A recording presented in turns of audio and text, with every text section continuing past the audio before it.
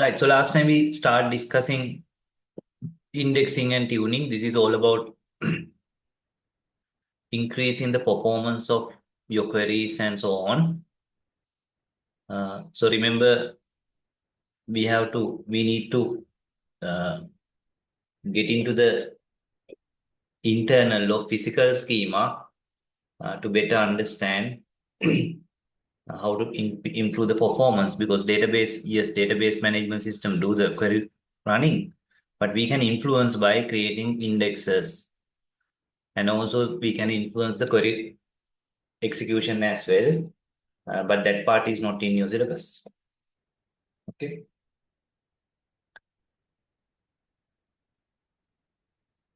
Right. So we look at these points. Okay. Uh, so remember, in our calculations, we always take fixed with records. Okay, not variable with records, because otherwise the calculations are going to be difficult. But in reality, there can be variable with records as well. And also for our calculations, we will take unspanned.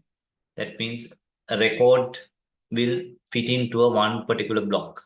A record will not get into two blocks. Okay. If it is not fitting, we will not add it to this block. We will add it to the next block.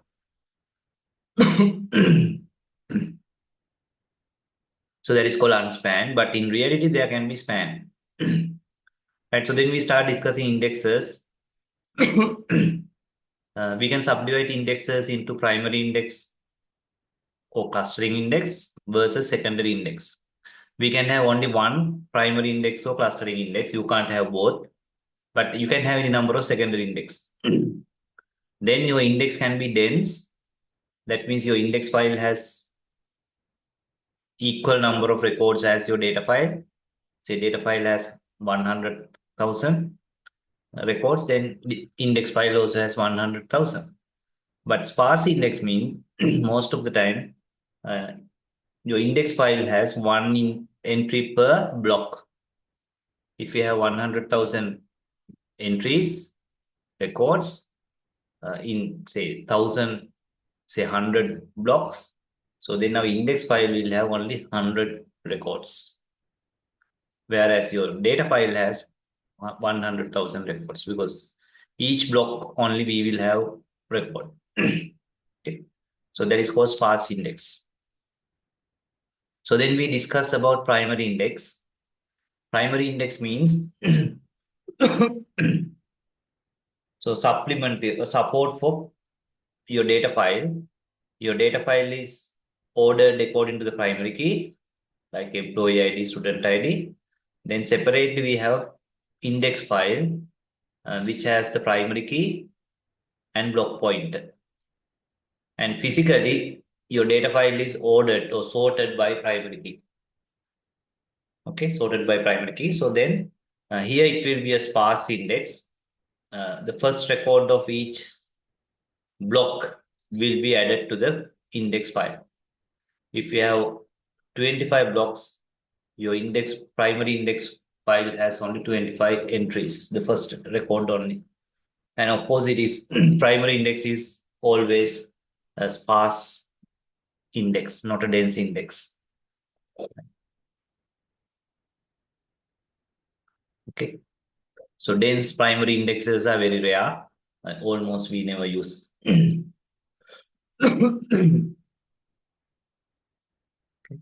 So then we did a calculation. So these kind of questions almost every year you get, every year. Okay. So I will redo this question and then move on to the rest of the indexes. Right. So we did this question last time, but we'll redo because you get almost every year you get this kind of question basically.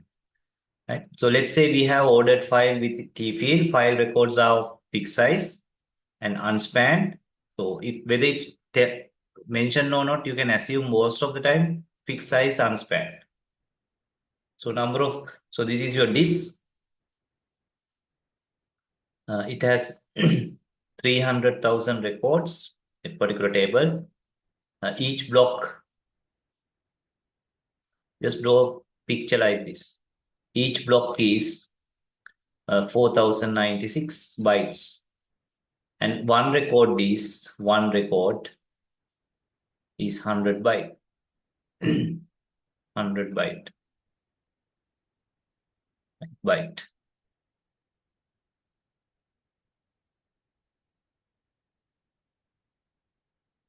Calculate the number of block access required when performing binary search without primary index. Assume no index. No index. That means you just scan the data file. Right. So then how many blocks are required? How many blocks are there? First, you need to calculate the block factor. Block factor means how many records in the block. Right. So one block is 4096 divided by one record size is 100. So block factor, then you need to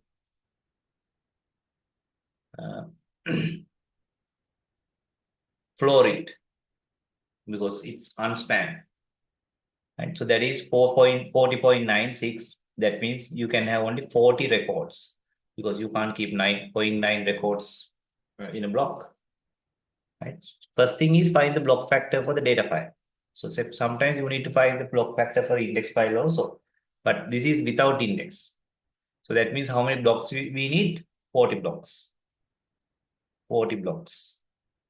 Now, remember data is sorted according to the primary key, right, in the data file, but no primary index file. Calculate the number of block access required when performing binary search. Binary search. So binary search means because data is sorted, you go to the middle. Okay.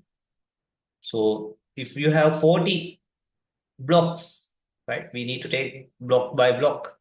But you don't need to take each and every block because you can go to the middle, next middle until you get the what you are looking for. The primary key value we are looking for is there, then you can stop. So therefore log to 40 block access. You don't need to take all 40 blocks. You don't need to take all 40 blocks. Is it correct? Sorry, I made a mistake. So this is block factor, not the number of blocks. Sorry. So then what is the number of blocks? Number of blocks. This is block factor, not the number of blocks. Okay. So therefore this is wrong. So how do you calculate number of blocks? In one block you can keep 40, but there are 300,000 records. Okay. That means in one block you can keep 40 records, but 300,000 records. So therefore, how many blocks you need? 300,000 divided by 40. This is the number of blocks. Okay. So 250, 75. That means 7,500 blocks are there. So 7,500 blocks means if you don't have a primary index, you don't need to access all 7,500. But since you are doing the binary search, you need to search log to 7,500. Okay. So remember 1024 is 2 to the power 10. 2 to the power 10. Then 8 for 2048 is 2 to the power 11. Then 4,000 not these 2 to the power 12. 8,000 not these 2 to the power 13. Okay. So this is less than 2 to the power 13. So therefore, you need to access at least 30 blocks to find this. If you do a binary search on the data file. Is that the answer we got? Yes, 30. Right. Okay. Is it 7,500? Yes, 7,500. Yes, correct. Right. So 2048, then 4,000 not, then the 8,000 not. So 8,000 not is 2 to the power 30. So therefore, you need to do 30 block accesses, worst case, right? Worst case. Of course, you may get it before, but worst case 2 to the power the 13 block access, because next one is 4,000 not, then 8,000 not is 2 to the power 13. Right, so that is without primary index. So what is the next part of the question? So I'm doing this again because every year you get this kind of question, right? Every year. So then next part. So therefore now we have done up to this. If we have primary index file, right, now we are having primary index file. Okay.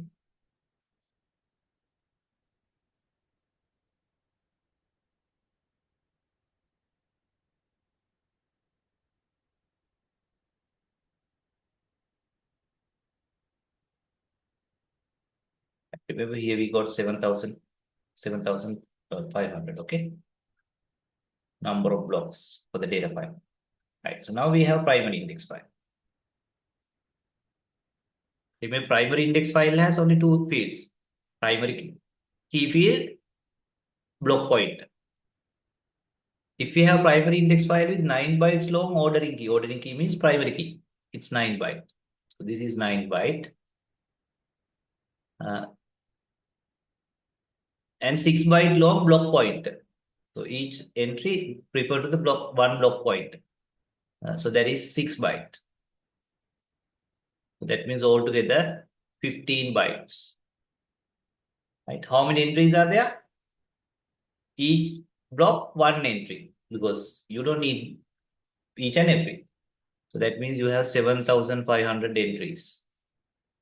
Okay, 7,500 entries because we have 7,500 blocks. Calculate the required block access using primary index. Now you do the search here and then you access the required block directly. That is +1. Okay, so now again you need to calculate the block factor here. Block factor for this file. Block factor for this file, that is number of records in a block.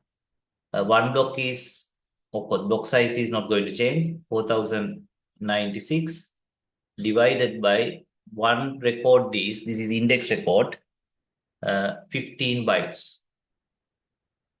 I will use the calculator to make it faster. 4,096 divided by 50 bytes. That is, you need to floor it 273 records. So that means one block can have 273. Is it 273 or 274? Yes, 273, right? Yeah. So you can have 273 records in one block. Okay. And we have 7,500 records because there are 7,500 blocks. So therefore, how many blocks are required? Number of blocks for the primary index file.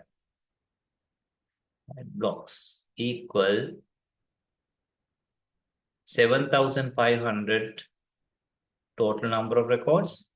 One block can have 273. And here you need to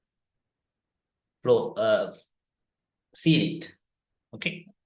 Because if you need 12.1 block, that means 13 block. And again, let's use the calculator. I will verify whether my previous calculation is correct. First, that is 4,096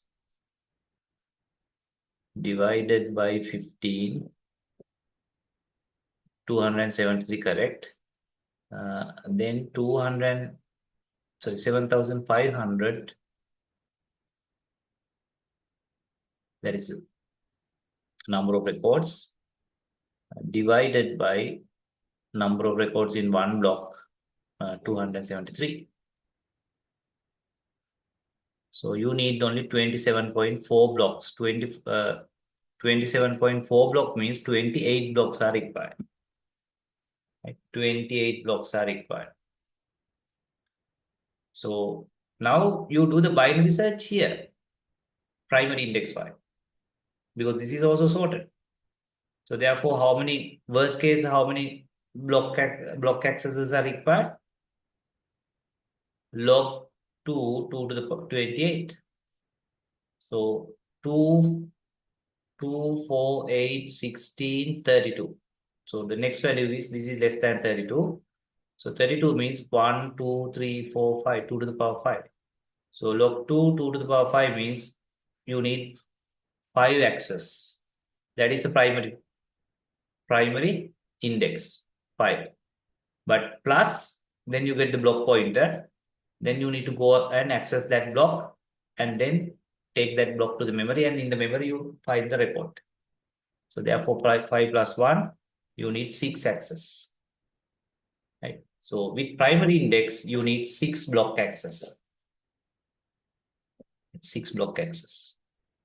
Which is better, far better, because earlier we need 13 block access. Actually, it's almost twice, or it take about half of the time. I can't say very fast, but at least it has make it half of the time only, right? Half of the time. Earlier 13 blocks, and now just 6 blocks with our primary index. Right? Any question? Because this is super critical, right? So this is the toughest subject in semester 3, right? Data management system. So you need to pay more attention to this subject. Okay.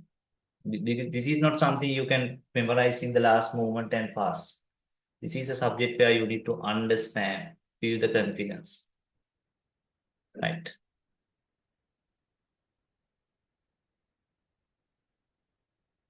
Right.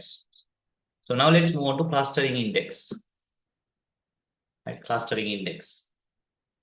So remember, you can have either primary index or clustering index. Clustering index means your data file is not sorted according to primary key.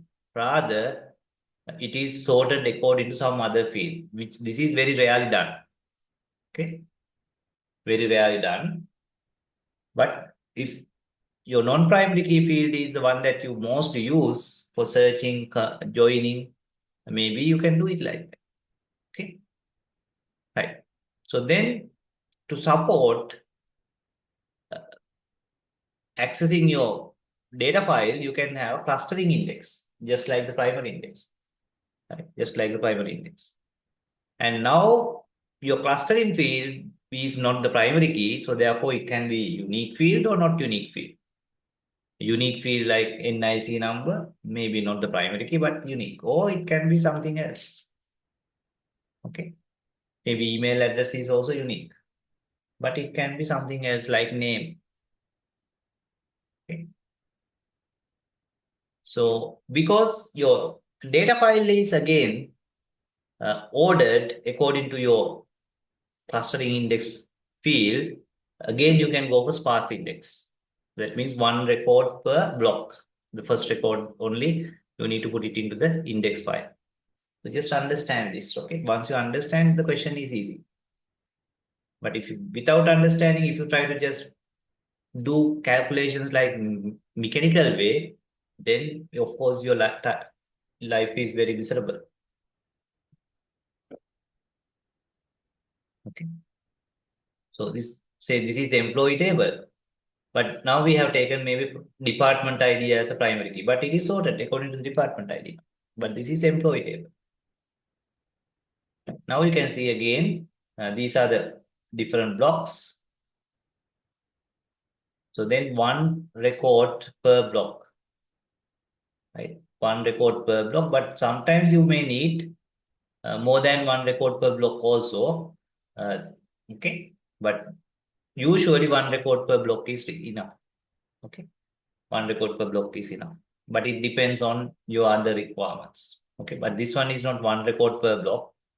You can see one is also here, two is also here. So this is basically one record. This is actually not a unique field. This is one record per record. One record per value. In this case, the department ID is duplicated because many employees share the same department ID. In this example, actually, for each department ID, there's one entry. If there are 10 departments, you have only 10 entries. Okay. And in this case, you can see the blocks are chain. So if you are looking for a particular record and if it is not found in this block, then you need to look at the next block. Because next block also you may be having the same department ID. Sometimes even the next block also. Okay. So things are a little bit complicated now.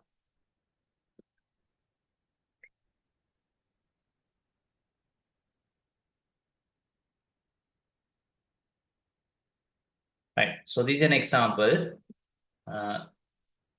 clustering index example. For the same ordered file, that is, you have 300,000 records. So let's again draw it. This is my data file. This time it is sorted by non-primary key field. Again, we have 300,000 record. Each block is 4096. Okay, 4096 bytes. So now you can calculate the block factor for the data file. It's going to be the same. That is, block factor means how many records in one block. Sorry, how many records in one block. Okay. To calculate the block factor, of course, you need the record size also. Right. Record size also. Record size is given in the previous question because this is the same question. Record size is what?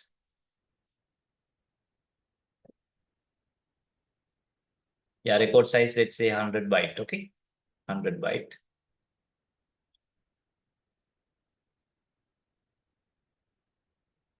100 byte.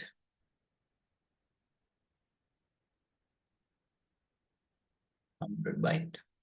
So therefore, block factor is number of records in one block. That is 4096 divided by 100.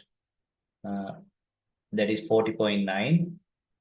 That is 40. Right? 40 records. Okay. And second part says, assume that, of course, we are now it's assumed that it is sorted by zip code, right? Right, zip code. Okay. Index entries consist of 5 byte long zip code. Now this is my uh, index file because we are using clustering index. Assume your data is sorted according to the zip code, not the primary key or the employee ID or whatever. And it says each zip code has equal number of records and there are 1,000 distinct value for zip codes. Right. Index entries consist of 5 byte long zip code. This is 5 bytes and 6 byte long block pointer. 6 byte long block pointer. Okay. Calculate the number of block access required when performing a binary search using clustering index. Now you are going to search by a zip code. Okay, by a zip code. Okay. But remember, maybe the same zip code record might be in maybe one block or more than one block. More than one block. By the way, here we can calculate the number of blocks in the data file also. Okay, so that is in one block you can have 40 records. How many blocks are required? 300,000 divided by 40. So that calculation you need. Okay.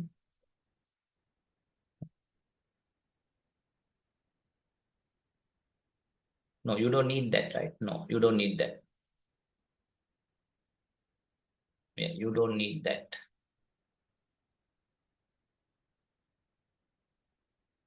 Anyway, let's calculate that also in case we need it.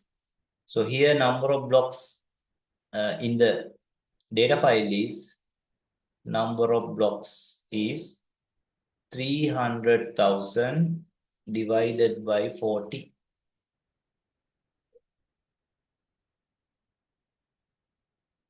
That is 7,500. That is in case we need it. Okay. 7,500 blocks. Okay. So now we are going to have index file, right? Index file. So the question says,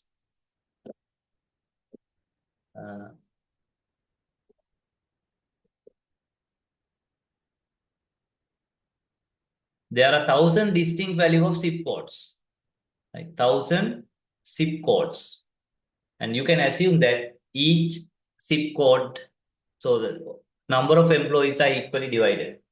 Okay, number of employees are equally divided. So therefore, now we have 1,000 zip codes.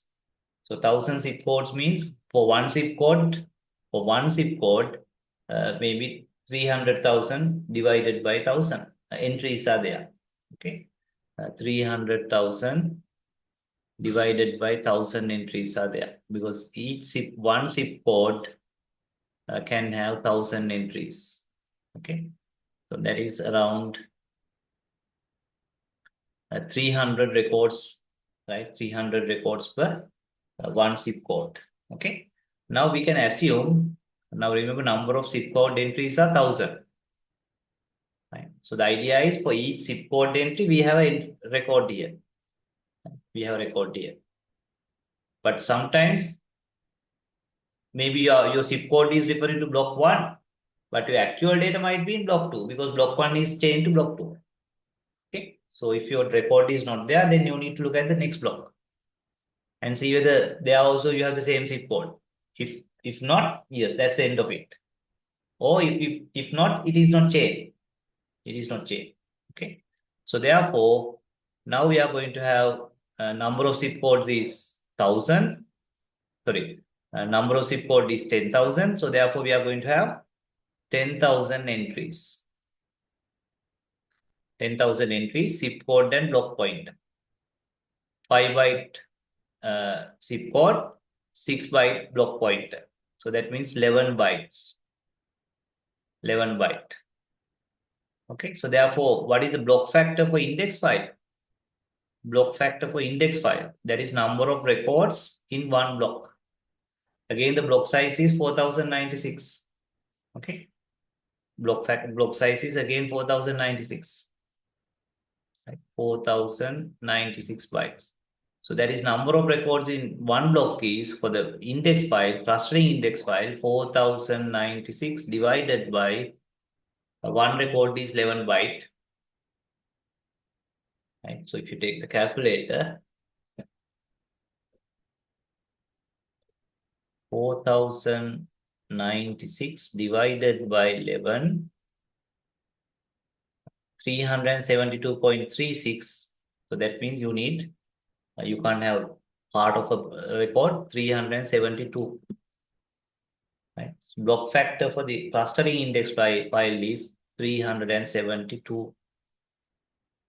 That means you can have 372 records in one block. So then how many blocks are needed? 1,000 records are there. The number of blocks for the clustering index file is 1,000 divided by 372. This is 3 point something. 3 point something means 3. Okay. Because, sorry, 3 point something means, sorry, let's divide this. 1,000 divided by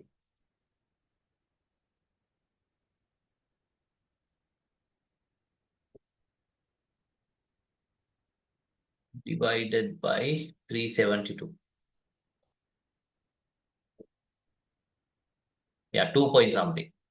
So 2.6 means you need 3 blocks. Right? So that means for your clustering index file, you need 3 blocks. Right? So 3 blocks is almost nothing, right? But anyway, you need to do a binary search here. So that is, you need to find what is log 2, 3.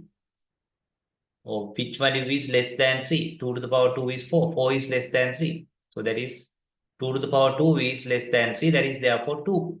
4. So you need to maximum 2 block access. 2 block access. Okay. But then you are going to the, using the block pointer, your record will be found, if not in the first block, the second time you access it. then you need to go to the correct your data block file. So therefore, another one is needed. 2 plus 1, because you get the block point only here. 3 blocks, right? So therefore, how many block accesses are required? 3 block accesses. But this is the minimum. Sometimes you may need to access maybe 1 or 2 blocks because maybe your data is not in that particular block. Then you need, because it is chained to the other block, sometimes you may need to access another block, but we don't know exactly how many blocks you need to access, maybe 1 or 2 more blocks. But this is, in best case, you need 3 block access, right? 3 block access, right? Which is also fairly good because just 3 block access. But it can be more than 3 or maybe something 4 or 5, because sometimes your that particular zip entry is not in that block, rather the next block. Okay, rather the next block. Then it is, of course, that block has chained it to the next block. Remember this diagram? Sometimes what you're looking for is you go, say 2, you go there, but actually you can see some records are in the other block also. So then from here you again access this. Okay. But of course, we can't say exactly how many blocks. It depends on your scenario. Therefore, we just say 3 blocks for this question. But it can be sometimes more than 3 blocks. Okay. But this is sort of minimum. Right. Any questions? So here the assumption you can take is number 1 record per 1 entry. Otherwise, the question will say, if not that. Okay. Right. So that is how you calculate for the clustering index. Clustering index. Right. So remember, you can either have a primary index or clustering index. Right. You can't have both because physically you can sort the same file into using 2 fields. Mostly we go for primary index, but in rare cases we go for clustering index. If the other field is the one that we mostly use for searching, then only we go for clustering index. Right. So remember, you can't have both primary and clustering, just one of those.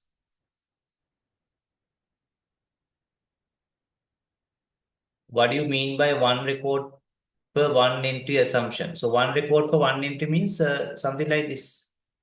So here you can see, if you have 5 department IDs in the clustering index file, you have 5 records. That is 1 record per 1 value. That is what it means. So in this zip code calculation also, right? So we got that there are 1,000 entries, right? 1,000 zip codes. So therefore, we assume that our clustering index file has only 1,000 entries because 1,000 zip codes are there. Okay, 1,000 zip codes means 1,000 entries.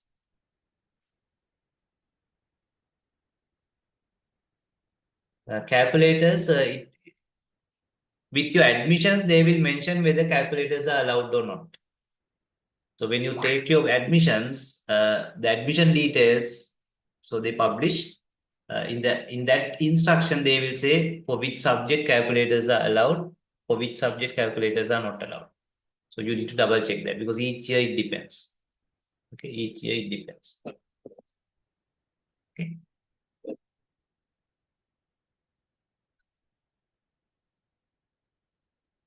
Right. Right. So we'll do a past paper because we want to finish the past papers also while we are doing the theory part now. 2022 paper 2, question 2C. Okay. So then we'll move on to secondary indexes.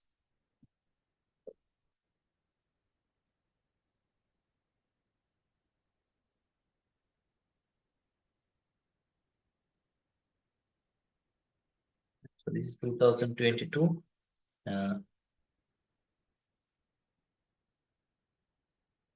Question 2C. Right. Can you give it a try? Take about three minutes and do the first part. We'll tackle one by one. Okay. Just do the first part only. Okay. Consider the following schema for storing user records. Some useful log values can be found on the last page of the paper. So if you need any uh, log values are given, right? Log 225 or for the log 2 values. Okay, log 2 values. Okay, right.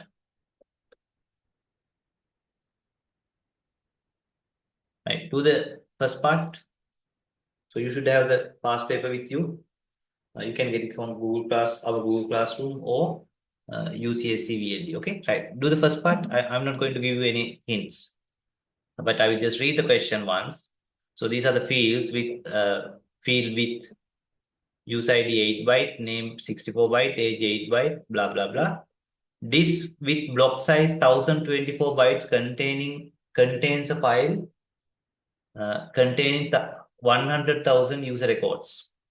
Calculate the number of blocks needed for the storing the above file on the disk. Clearly indicate your equations and steps. Some useful log values can be found on the last page of the paper. Quickly do it. I take 1 minute. Just 1 minute is enough for this.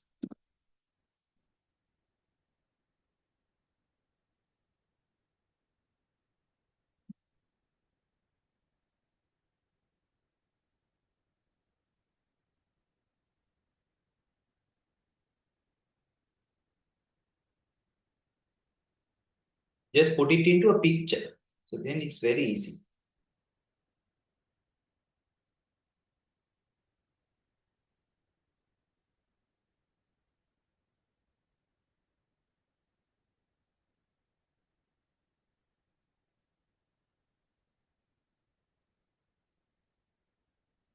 Okay, right. So it's not difficult question.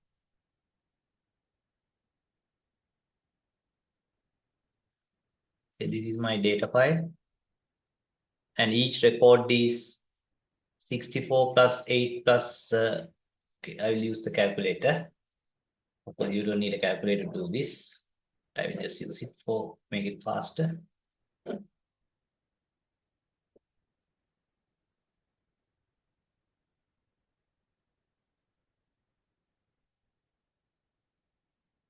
Eight plus 64 plus 8 plus 32 plus 128. 240 bytes is the data file.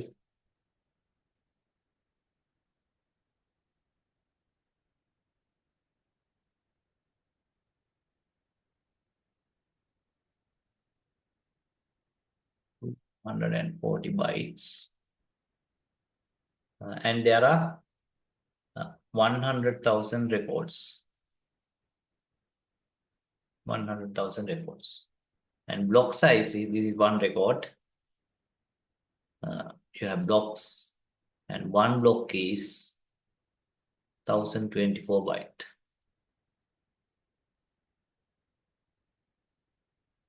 Bytes.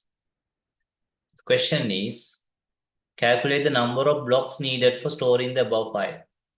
First, calculate the block factor. Block factor means number of records per block. Okay, number of records per block is block size divided by record size. 240. Right. So you don't need a calculator for that, but I will use it to make it fast. 1024 divided by 240. 4.26. Right. 4.2 means you need block factor means number of records per block. You can have only 4 blocks, 4 records. Right? 4 records because you can't keep 0.2 records. So you can keep only 4 records.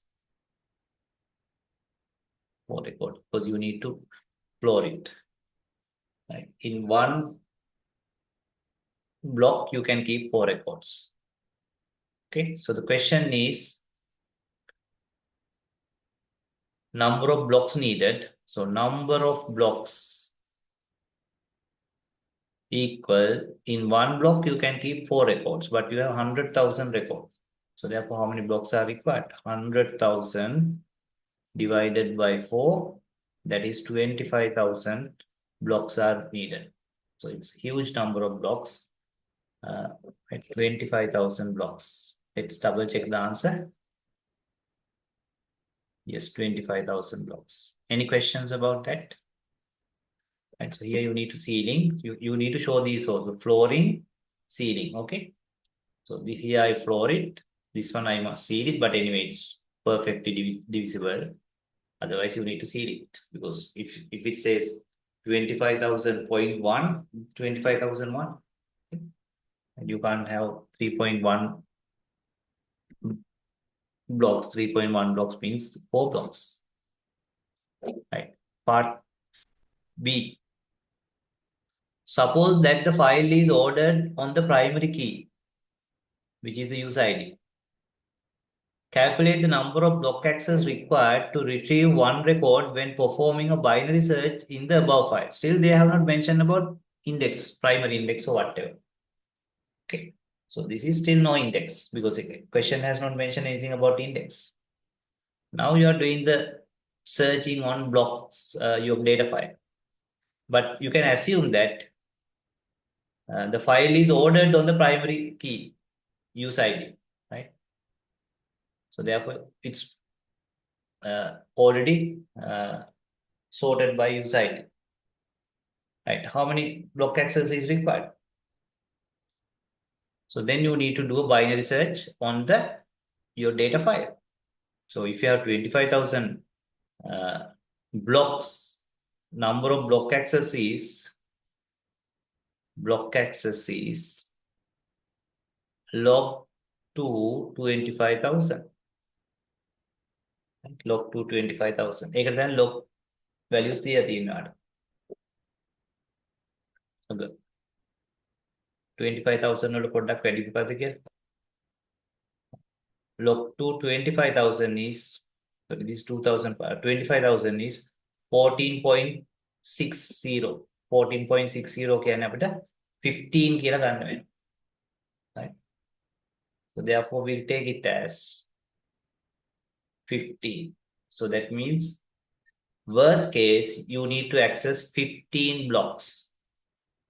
15 blocks because we are doing a binary search because data records are sorted by primary key.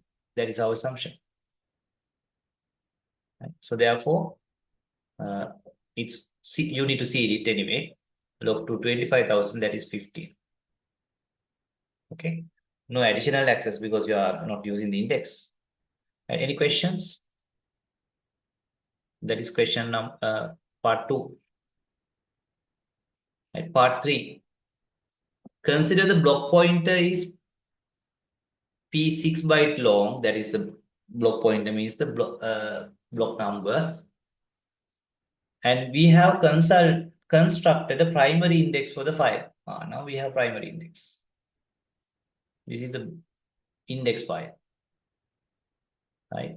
Your block pointer is 6 byte. And obviously, primary index is made for the primary key field. So primary key, they have already mentioned that it is use ID. And they have given the use ID field width. Use ID field width is 8 byte. Right? 8 byte. So therefore, this should be 8 byte. 8 byte. Altogether it is 14 bytes. And remember again, we have blocks here. Same this, okay, 1024. And one record is 14 byte. Right? One record is 14 byte. Right? And now we can go for one record per block. Remember, one record per block because this is primary index. Right? So how many blocks are there? 25,000 blocks. So that means we are going to have 25,000 records. 25,000 records. Okay. Right. So therefore, what is the block factor here? Block factor means number of records per block because the record size is different. So the block size is 1024 divide by record size. Then you get number of records per block. Record size is 14. Right? 14. 1024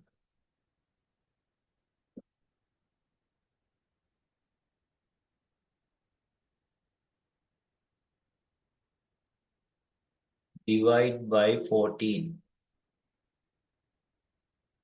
And number of records is 73.14. That means 73 because you need to floor it. 73 when you floor it. That means you can have 73 records in one block. But we have 25,000 records.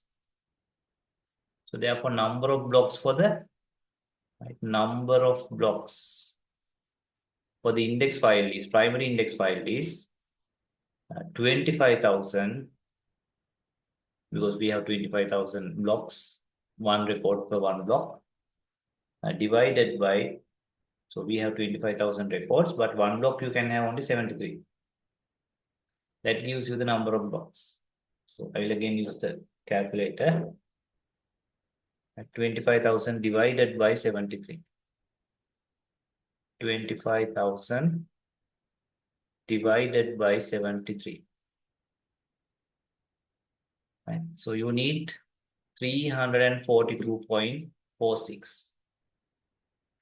342.46 means 343. Because here you need to CD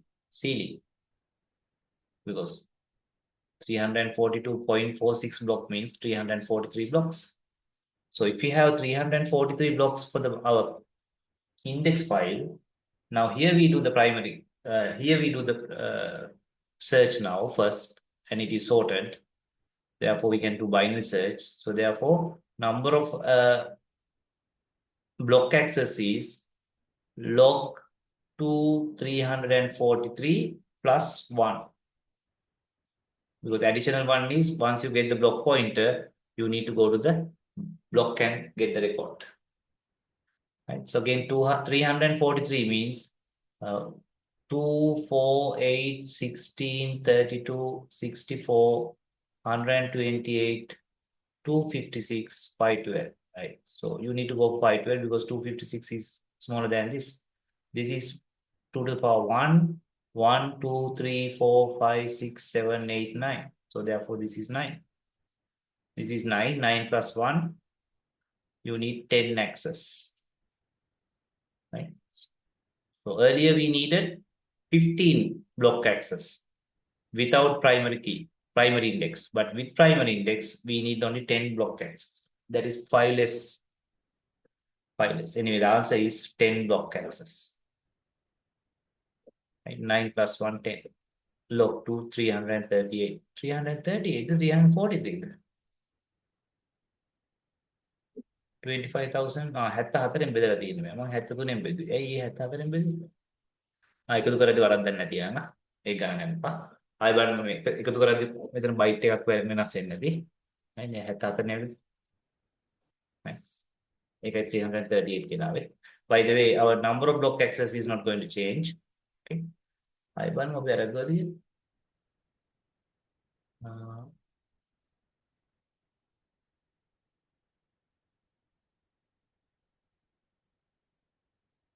දැන් වරද්දලා තියෙනවා. 1024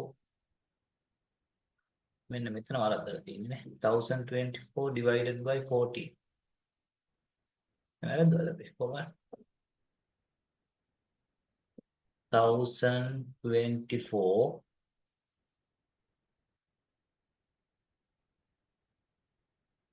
divided by 40. We got 73 point something. 73 point කියන්නේ flow කරන්නනේ ඕනේ. එතකොට 73 වෙන්නේ. I think the examiner has made a mistake. So this can't be 74 because we need to floor it. When you floor it, it must be 73, not 74. I think the examiner has made a mistake. එයා flow කරලා නෑ. මොනවද කරලා තියෙන්නේ? එයා seeding කරලා තියෙන්නේ. Right? So probably the examiner's answer is wrong. Anyway, the final answer is the same. Okay, right.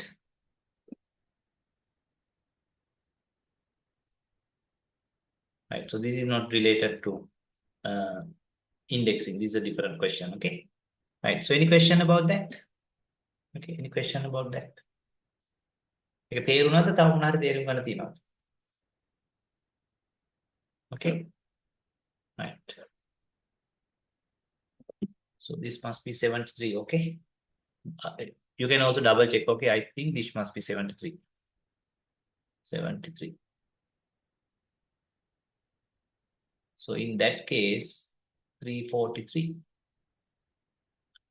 343. 343. Anyway, the final answers are going to be the same. Final answers are going to be the same. Okay. Right. So now we move on to secondary index. Okay. So far we have discussed primary index and clustering index. Okay. So we can have only one primary index, or you can go for clustering index. Okay. You can't have both. Right. But you can have any number of secondary index. Okay. Any number of secondary index. So secondary index provide additional mode of access to your data file. Okay. Because it's a, so the secondary index is created for if you have primary index for a different field than your primary key. If you have a clustering index, you can create a secondary index for any other field than your clustering field, because for the clustering field, obviously you don't need secondary index because you have the cluster index. Okay. So maybe your data file has a primary index for employee ID, then you can create a secondary index maybe for salary, or maybe for department ID. Okay. Or you have a clustering index for department ID. Now you need a secondary index for salary. Okay. Or you need multiple secondary indexes because there are other queries you need that. Okay. Right.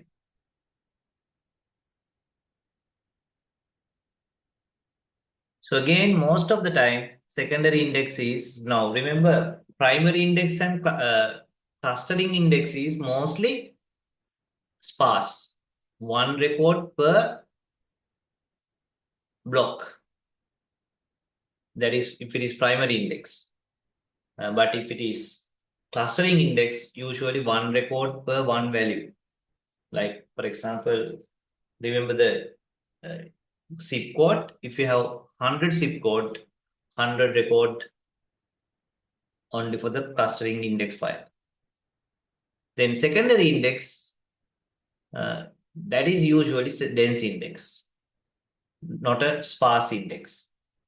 So dense index means if you have 100,000 records in the data file, your secondary index file is also going to have 100,000 records. The reason is your data file is not sorted according to your secondary index field. So therefore, for each and every record, so for each and every value may be in different part of your data file. So therefore, you can't just go for one block, one record per block, or one record per value. Okay, so therefore, this is secondary indexes are usually dense indexes. Okay.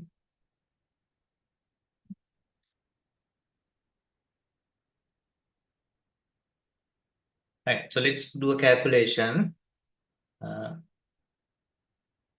And so we take the same file where you have 300,000 records.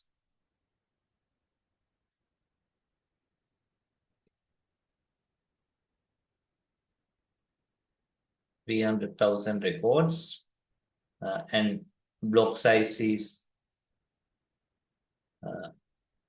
4096,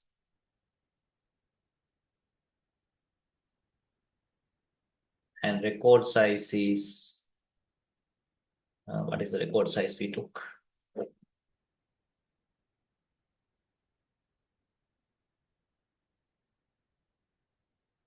This is the same question we are continuing. Record length is 100 byte.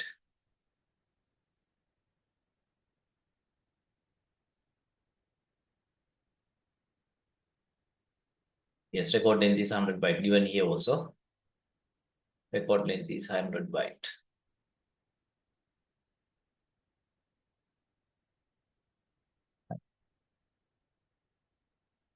And non-ordering key field, that is our secondary index, is 9 byte long. So that is 9 byte. This is the secondary index.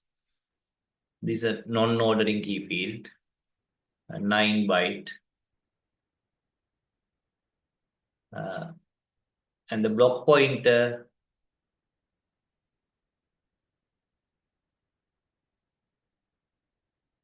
six byte. Okay. Right. So the first part, assume there's no secondary index. Okay. No secondary index. Just you have the data file. But data file is not sorted according to this particular field we are looking for. It is maybe primary key. But what we are looking for, searching for, is not the primary key or the index, the clustering field.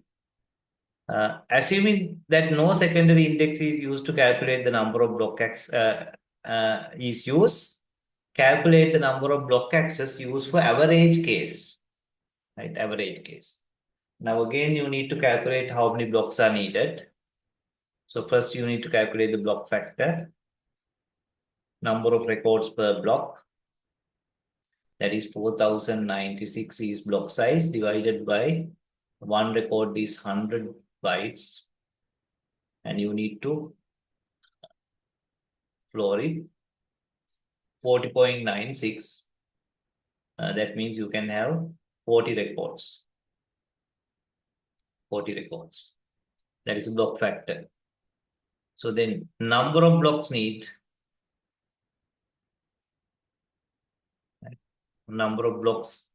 is, in one block you can keep 40, but there are 300,000 records.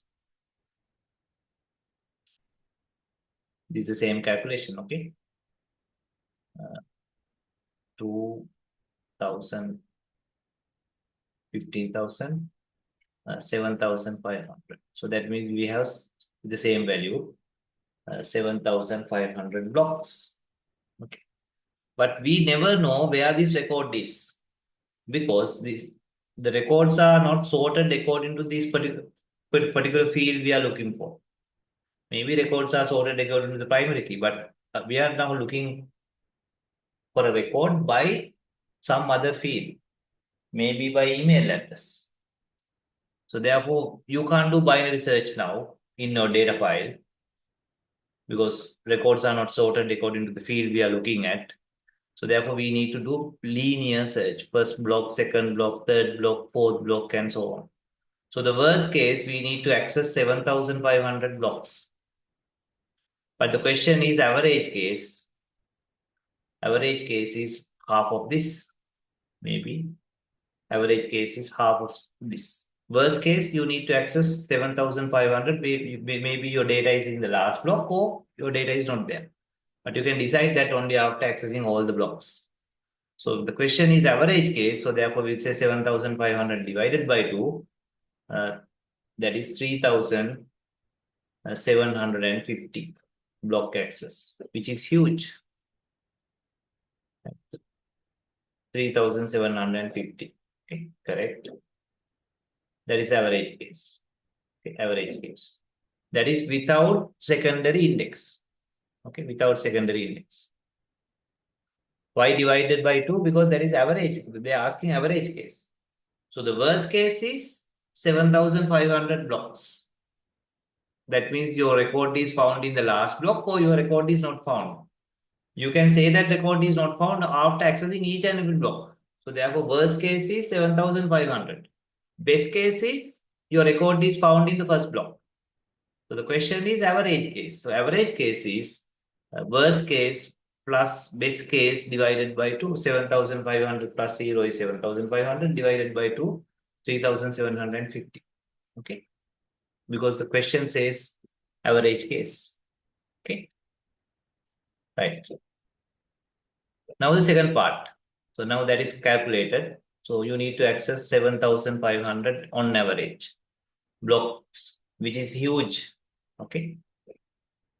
Assuming that the secondary index is used with block pointer 6 byte, calculate the number of block access used for average case. And we know that already the secondary index width is 9 byte, which is already given. Key field, non-ordering key field, non-ordering key field is 9 byte. So that means 9 plus 6, 15 byte. 15 bytes. Okay. Again, we are using the same disk. So therefore, your block size is the same. Block size is going to be 4,096. So what is the block factor for this? Block factor. That is number of records per block. 4,096 divided by one record is 50 byte. And of course, you need to floor it. Okay. So I'll use the calculator. 4,096 divided by 15. 273.06 means you need, that means you can have only 273 records. 273 records. That is fairly big amount because just 2 fields. Now we can calculate number of blocks needed. Number of blocks for the secondary index file. Okay. Now number of blocks needed is a total number of records divided by block factor. Because block factor is number of records in one block. Now because we can't go for a one record per block access now because data is not sorted accordingly. Right. So therefore we have no other option but going for here also 300,000 records. 300,000 these bytes, 300,000 records. So therefore number of blocks required is 300,000. That is total records, but one block you can keep 273. For this you need to ceiling. That is the number of blocks required. But their advantage is you can do a binary search. Right. So let's first find this value. 300,000 divided by 273. That is 1,098.9. So 1,098.9 blocks means 1,099 blocks. Right? 1,099 blocks.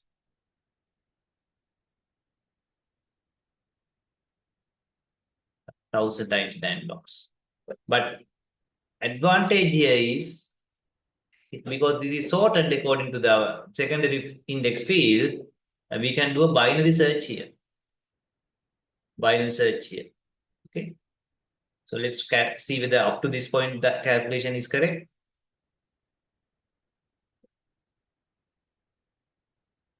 Yes, 1,099 correct. Okay. Right. So now we can do binary search on this secondary index. because this is sorted according to that field. So therefore, worst case number of block access in the secondary index file is log 2099. Remember 1024 is 2 to the power 10. 1024 2 to the power 10. But this is more than 1024, therefore this must be 11. At 11. So that means here, worst case, you need to access 11 blocks to find the correct block. Then you need to add one more access because then you need to go to the correct block. Correct block. So therefore 11 plus 1, 12 block access, which is huge improvement compared to 7,500 divided by 2. Average case was 3,750 blocks. But here just 12 blocks. Actually secondary index made huge difference. Because we can do it now in 12 block access. 12 block access. Any questions? Any questions? So here the advantage is, though we have again relatively large number of blocks, of course it is not as large as 7,500 blocks, but still 1,099 blocks, right? Though it is 1,099 block, we can find the value in 12 access because this is sorted. Here we can do the binary search now. And plus 1, because then from that block pointer you need to go to the correct block and get the data from the into the memory. Okay. That is secondary index question.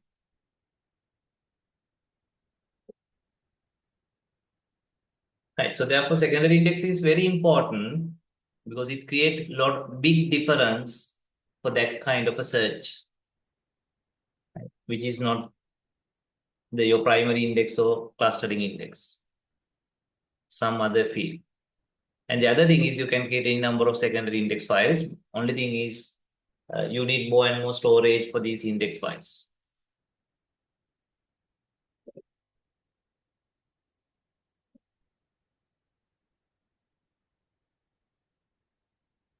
Right. So the next, if you don't have any questions, we'll move on to our next subtopic, multi-level index.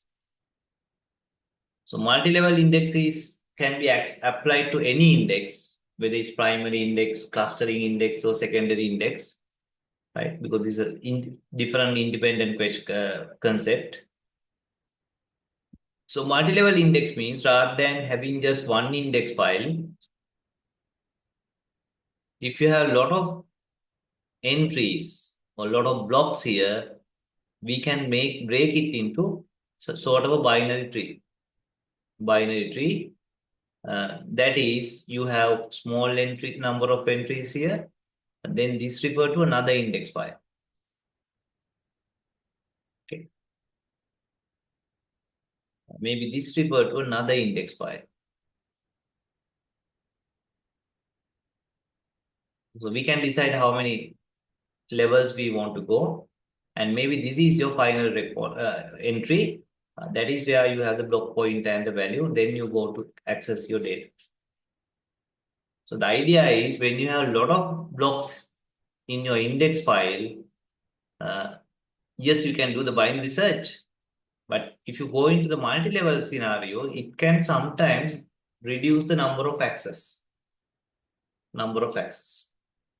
So if you have a lot of blocks required for the index file, sometimes it's advantageous to go for a multi-level indexing for that, which make the number of block access lesser. Okay, that is the idea.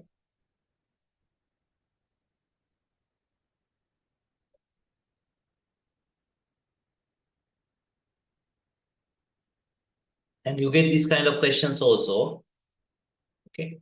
And how do you decide how many levels you need to go? Right.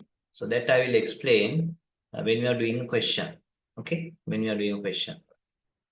Actually, I just delayed this until we finish binary trees in data structures. Okay, binary trees, because otherwise you can't understand this properly. Okay. Index for index file.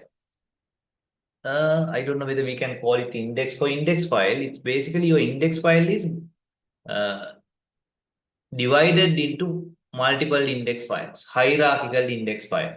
I can't say it's an index of an index file. Your index file is, rather than one file, you break it into hierarchical mode. Right? I think that is a better word. Okay.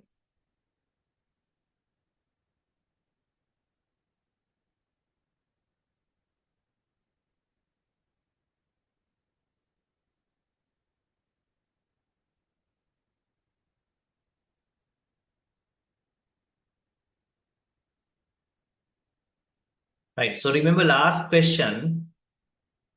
So we had the 273 block factor. 273, right? Yes, 273 block factor. And then we required 2099 blocks for the index file, secondary index file. Right? 1099 blocks. 1099 blocks, which is sort of a huge, right? So that is why we needed about 11 block access. If when we do binary search, remember 1024 is 2 to the power 10. So 10 block access for worst case, 10 block access for the secondary index. Then of course the plus 1 to get to the data. Right. So I told you 12 block access is fairly big. Now let's see if we go for multi-level index for that particular secondary index. Now remember earlier we got 11 plus 1, 12 block access was needed. Okay. Right. So if you go for our secondary index multi-level approach, maybe we can cut down number of block access. This is how you do. Now, rather than you keep these 1099 blocks of record in one structure, we are going to break it into hierarchy, multi-level index. Okay, multi-level index. Something like this, okay? And now we need to decide how many levels we are going to use. This is how you do. Right? So remember, we have 1099 blocks. 1099 blocks required. And the block factor is 273. First, you divide your number of blocks by block factor. You will get a value. Okay. So that is number of second level blocks. Then again take that value and divide by block factor. And of course, 5 divided by 273 is, if you make it ceiling, it is 1 block. When you get 1 block, you need to stop. Basically, you need to do ceiling, okay? Ceiling. So now I got 1 block, okay? So therefore, you need only 3 levels of index, because no point breaking it further, because this is 1 block. Okay, so therefore we have optimum, we can go for 3 level index. 3 level index means you just need to access this,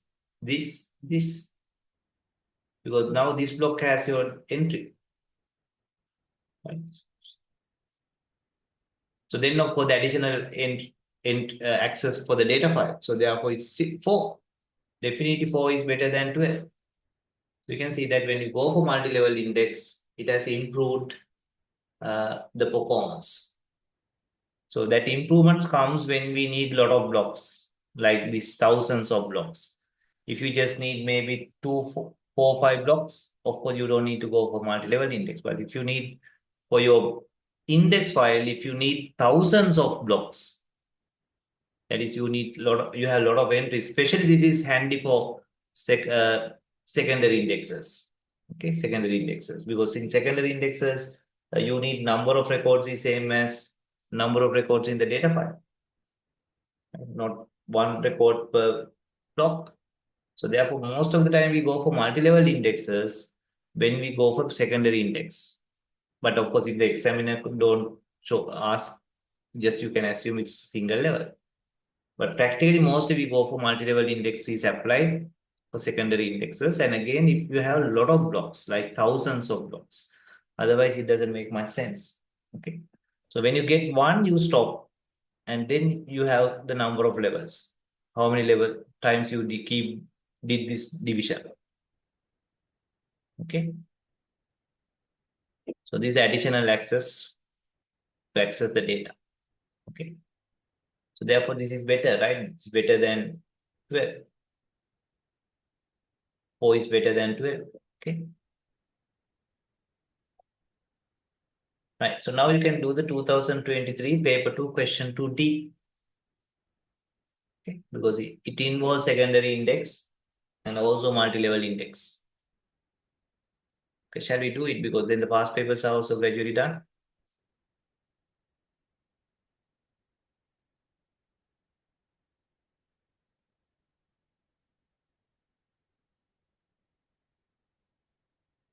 Question 2D.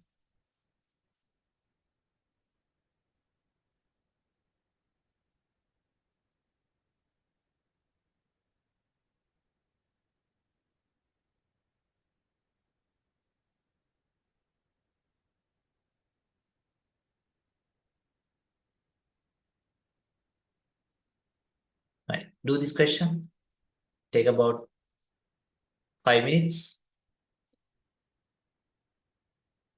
Right. You can take about 5 minutes.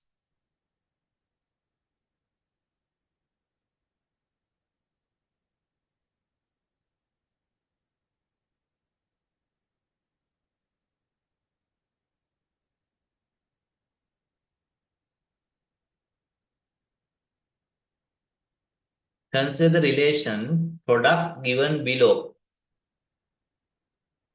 related to retail company database. Primary key is underlined and foreign keys are in italics.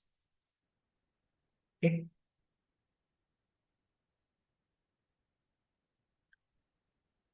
Right. First part, suppose a single level index is created on the non-key field category ID, non-key field category ID that use block anchors. Each new value of category ID will start at the beginning of the new block. Each index entry is 64 byte long. Calculate the total number of block access required to perform a binary search using the index file. Do it by yourself. First, put it into a diagram, okay? Put it into a diagram. It's a product table. Primary key is product ID. And so these are foreign keys, the warranty ID and category ID. Category ID represents the category to which the product belongs. Maybe you are referring to the category table. There are 2000 distinct product categories, right? 2000 distinct product categories, each with category ID numbered from 1 to 2000. Assume that the product records are evenly distributed among product categories. Evenly distributed are the not. Right?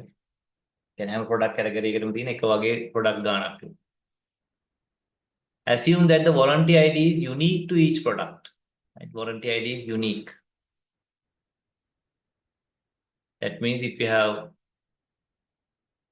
1000 product, 1000 warranty IDs. Okay. But category IDs, you have only 2000 category IDs. Okay. Still, they have not mentioned how many records are there, how many product records are there. Okay. Product relation is ordered on non-key field category ID. On order that means it's a clustering index, right? Not the product ID. The product relation, the data file is ordered or sorted by category ID. category ID. So that means it's something like this. Sorted by category ID, not by product ID. Product relation is ordered on non-key field category ID. File records are of fixed size and unspanned. You are provided with the following details regarding the data file. Number of records, 400,000. Number of records, 400,000. Block size, 8,092. 8,192.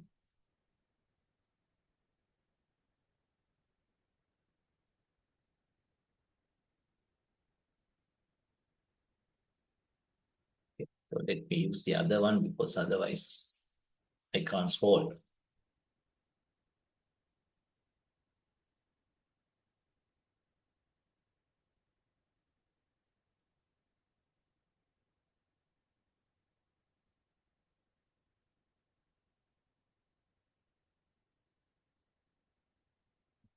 $400,000 records.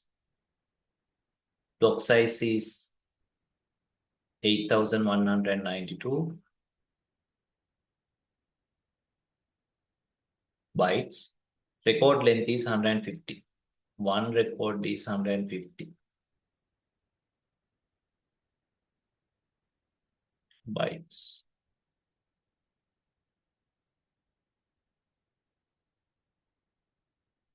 Right, that's it. Those are the details given. Now you can calculate block factor and so on.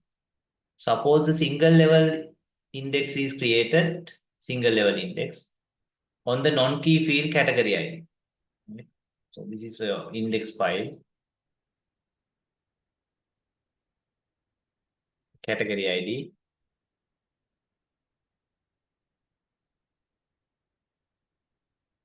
That uses block anchors. That means each block, one record per block.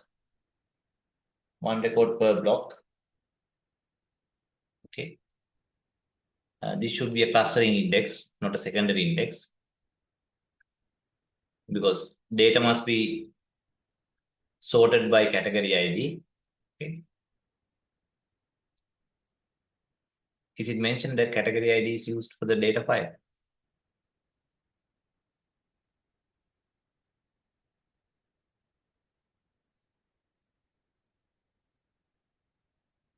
Yeah, product relation is ordered on non-key field category ID. Yes, sorted by category ID. So therefore, this is a clustering index. Okay.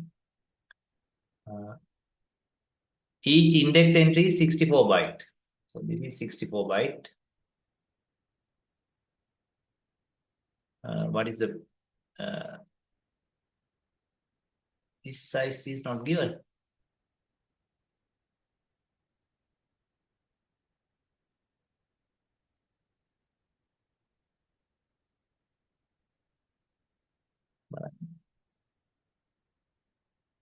මේ value එක දීලා නැද්ද?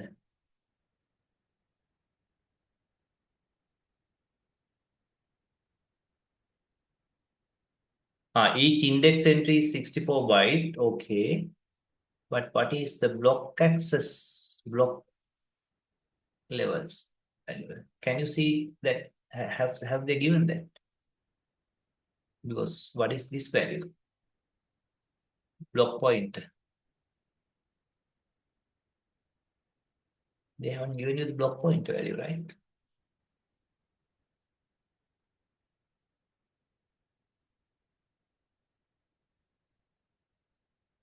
Maybe index entry means total. Yeah, maybe this is total. Total 64. Because otherwise we can't do this question. Maybe index entry means this total length. Okay, so just take this as total length. Now do the calculation. Right, do the calculation and tell. Now you can assume that here you can do a binary search and then plus one more access here. Right. Do it.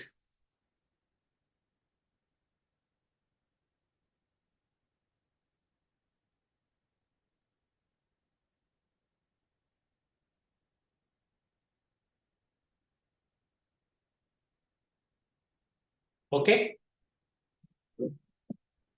Right. So let's do it. So I'll start from the data file size side. Uh, Always start with block factor. Block factor is number of records in one block. Block size is 8,192. One record is 150 bytes. So therefore, block factor, of course, you need to floor it.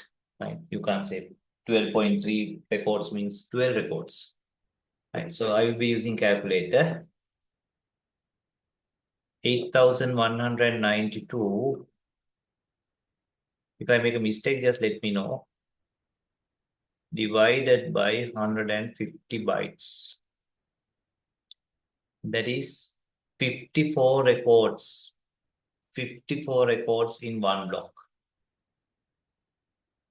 54 records in one block. So therefore, number of blocks is altogether we have 400,000 records. One block you can have 54. So this one you need to ceiling because number of block is 12.56 means 13 blocks. Okay. 400,000 divided by 54. 7,408.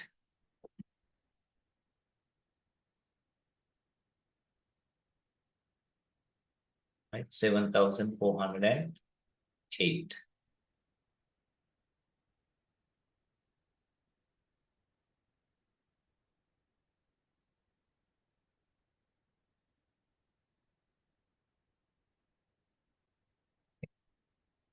Yes, they are asking for the index, but first we need to calculate the number of block entries because one record per one block, right? Because this is not a secondary index, this is a clustering index. In clustering index, one record per one block. That is why I'm calculating the number of blocks. Okay, that is why I'm calculating the number of blocks. Right. So suppose the single level index is created on non-key field category ID that uses block anchors. Each index entry is 64 byte long. Calculate the total number of block access required to perform a binary search using this index file. So I feel like this is not a secondary index. This is possibly a clustering index. That is why I calculated this. Because it's not very clear. Question is not very clear whether the examiner is looking for secondary index or clustering index. But no, right? Clustering index, right? Because it says uh, it's ordered by, yeah, product relation is ordered by category ID. Category ID. So therefore, this should be a clustering index. Okay. That is why I calculated this. Okay, let's double check whether examiner has calculated this.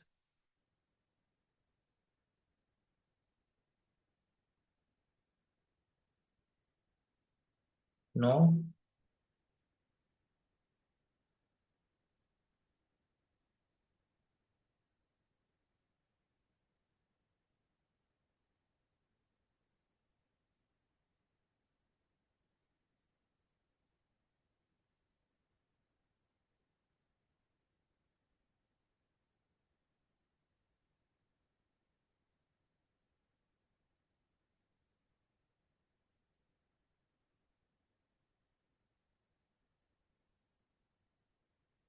This is for the index file, right?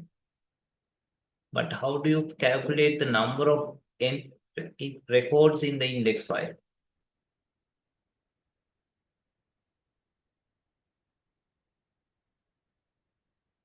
Number of blocks needed for the index file is 2,000. How do they get 2,000?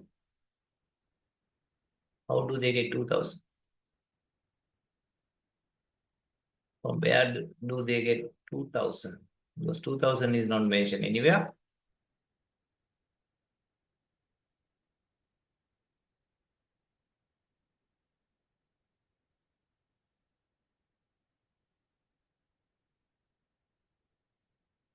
Anyone has idea how does the examiner got 2000? I don't see anywhere. They have mentioned something like 2000. 2000 is there. Category ID, each category ID numbered from 1 to 2000, right? There are 2000 distinct product categories. Maybe from there. So is it a secondary index there? Right? It looks like then it is a secondary index. Sorry, clustering index. Yeah, clustering index, but one record for one product ID.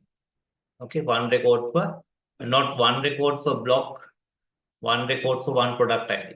Right. I think that is how the examiner has calculated this. Anyway, our examples also we did that for the zip code, one record for one zip code, right? So we'll go by that. Okay. So therefore, we can assume that there are 2000 distinct product IDs. So therefore, we can assume that there are 2000 records here. Yeah. Then you don't need to calculate this part. Okay. You don't need to calculate this part because now you can assume that your index file has 2000 entries, 2000 entries. So therefore, we'll drive from that side. Actually, I wanted to calculate how many records are here. I thought maybe one record per one block, but that is not going to work because this is not the primary index. So therefore, yes, let's go by that. Okay. So therefore, for this one, again, we can assume that it is 8192 is the block size. 8192. So therefore, block factor is 8192 divided by 64. Right? And you need to seeding it. So let's divide it.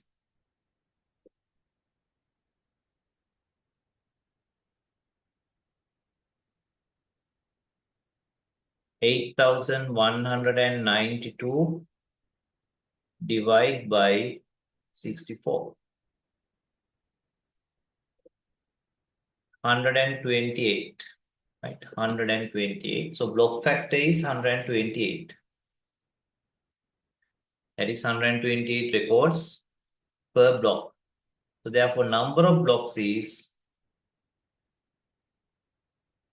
you have 2000 records, assuming that one entry per one product ID. 2000 divided by 128, but you need to floor it. Okay, floor it. Because if you get number of blocks as 12.8, no, not floor it, you need to seed it. Yeah, this one you need to floor it. Okay, sorry, I made a small mistake. So this one you need to floor it. This one you need to seed it.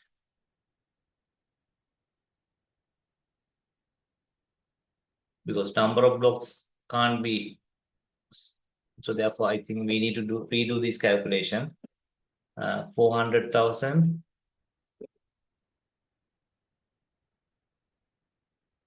divide by 54. 7,407.4. Yeah, we 7,407.4 means 7,408. I think we have done. I have done it properly, but I used the wrong notation. Number of blocks is no, right? 7,407 point something means 7,408. Yeah, so this is seeding, right? Correct. This is seeding. So here also we calculate the number of blocks, so therefore it's seeding, correct? So therefore 2000 divided by 128. Let me close all these unnecessary things.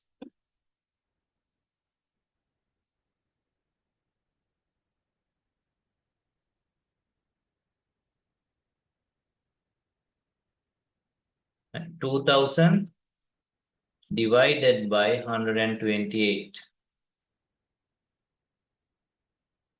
That is 16. When you ceiling, 16 blocks are needed. 16 blocks are needed. So now you can do binary search here. Binary search here and plus 1. So 16, what is the log 216? That is 4, right? 2 to the power 4. 2, 4, 8, 16. Yes. So therefore you need 4 block access. 4 block access plus 1. That is data access. So therefore you need 5 block access. Okay, 5 block access.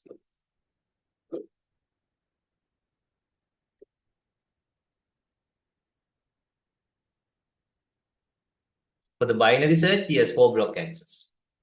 Because the question is for the binary search, it is 4 block access, but actually you need one more if you want to access the data. If you want more, that for the binary search, you need just 4 block access, correct? Okay. Right. Any questions up to that point?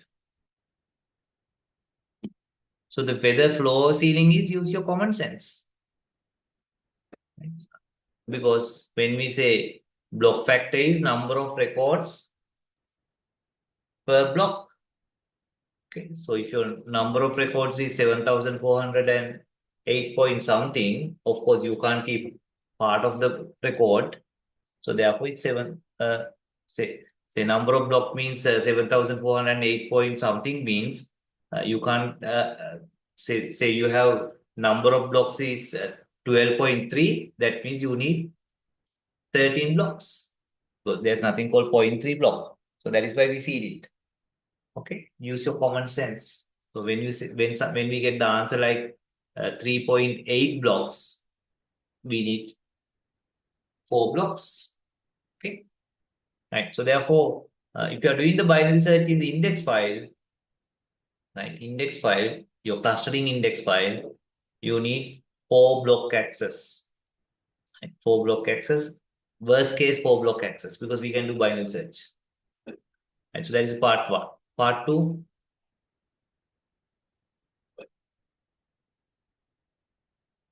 Now suppose another single level index is created to the non-key field warranty ID. That should be a secondary index where V is 20 bytes and block pointer 12 bytes. Calculate the total number of block access required to perform a binary search and retrieve the record. That means retrieve the record also. That means plus 1 using this. Okay, do this. If you do that part, the second part. So that question covers almost every aspect. That this should be a secondary index. Okay, this should be a secondary index.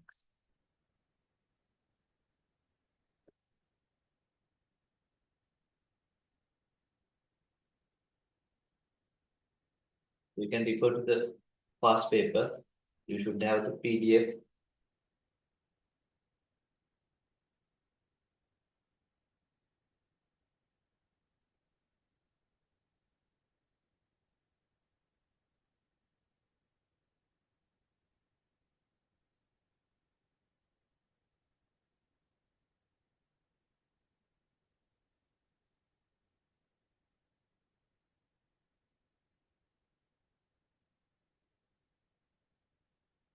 Okay, so let's do this.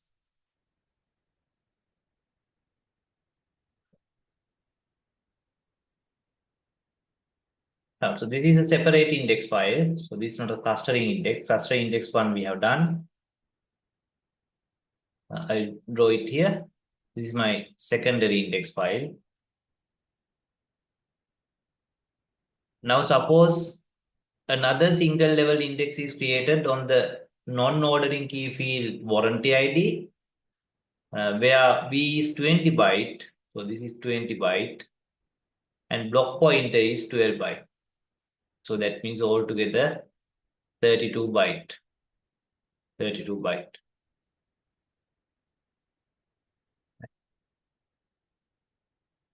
And remember, warranty ID is almost unique. Right? So it says not almost unique, warranty ID should be unique. So that means you have the same number of records. Now this is again going to have 400,000 records. 400,000 records. Again, the block size is 8,192. Okay. So therefore, block factor is number of records in a block, 8,192 divided by 32. You need to see it.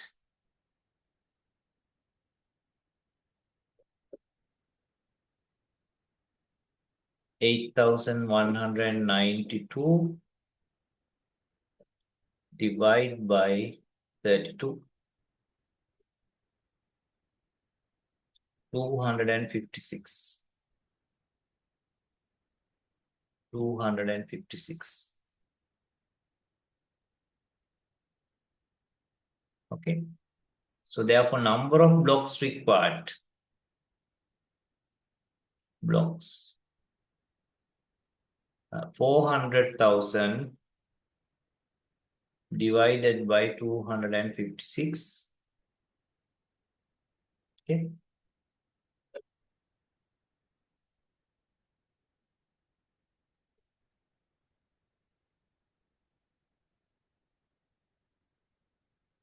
Divide by 256. 1,562.5 blocks. Okay. 1,562.5.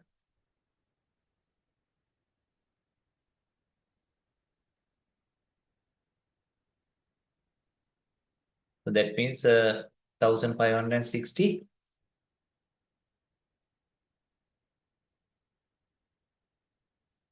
Okay, 1,563.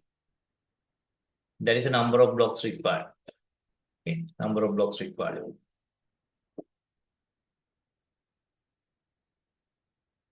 Right. So the question is number of block access required to perform the binary search. So that is log 2,563. Is that the answer? Yes, log 2,566. Because 2 to the power 10 is 1,024, then 2,048. So therefore, it's 11. 2,048 is 11. So therefore, it is 11 block access for binary search. For binary search, it is 11 block access because 2 to the power 10 is 1,024. This is bigger than 1,024, but lesser than 2,048. So 2 to the power 11 is 2,048. The answer is 11 block access. Okay. And additional one is required if you are looking for the data. Okay. Additional one that is looking for the data. So 11 plus 1, 12 block access. For that additional one is also expected because it's a binary search and retrieve the record. Read the question to perform the binary search and retrieve the record. So retrieve the record, you need one more access because now you go to the data. So that is why you need to add one. Okay. Right. So let's move on to the third part. Suppose the index which is created in the non-ordering key field, warranty ID is converted into multi-level index, right? Because it's 12 is fairly big number. Because we have, we needed about 1,563 blocks. I told if it is, especially if it is more than 1,000 blocks for your index data file, it's better to go for multi-level index. Calculate the number of blocks per each level for the multi-level index on warranty ID. Okay, warranty ID. Number of blocks per each level. So that is where you need to keep divide by this value because you have 12 block. So, sorry, we have 1,563 blocks and the block factor is 256. So those are the two values you need to use. 256 is number of index entries per block. Okay. Number of blocks is 1560. So therefore, what you have to do? 1563 divided by 256. And see whether it's bigger than 1. Right? It is, right? It is 7. So therefore, again you divide 7 by 256. Now it is 1. So that means you need 2 levels. Right? 2 levels. 2 levels. And each level, first level you have 7. Next level you have 1 block. 1 block means no need to go into another level. Right? So those are the 2 values you need to concentrate. Number of blocks. How many entries per block? You divide it. And that value again divide it until you get, when you ceiling, you get 1. That is the number of levels. And these are the number of block entries. When you have 1 block entry, you stop it. Right, that's it. So this is not related to indexes. Okay.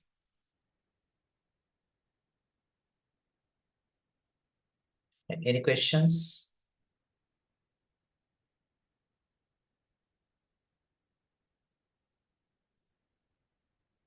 Right. To implement this multi-level indexes, you can use B tree. Remember, this is like a binary tree now.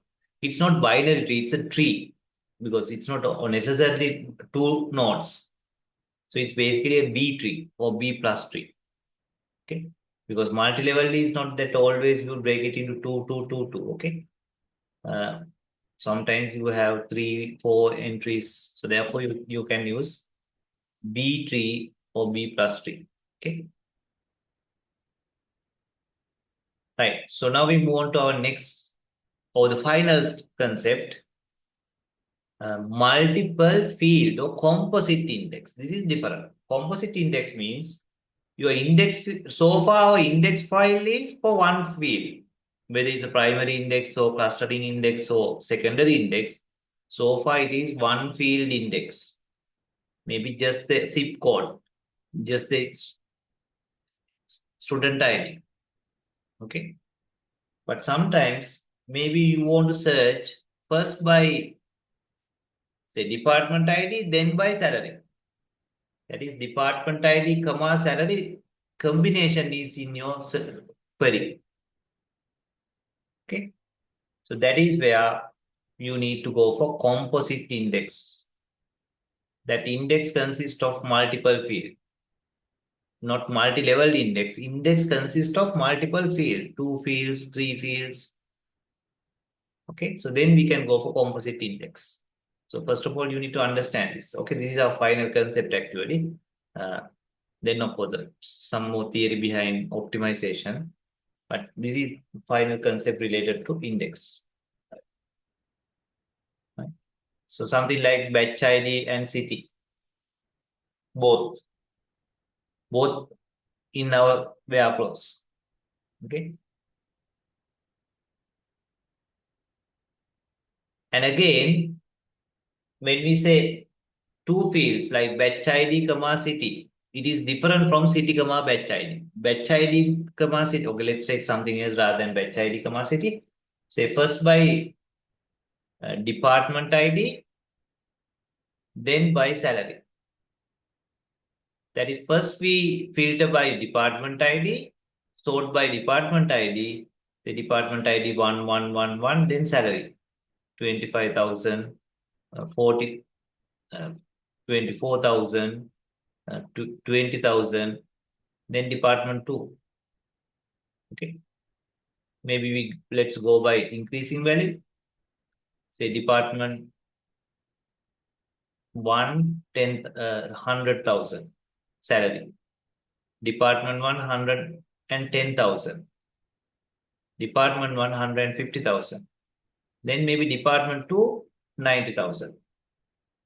Department 2, 125,000. Maybe department 3, 85,000. Department 3, 120,000.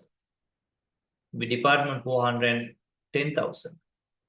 Department for 120,000. So this is first by department ID, then by salary.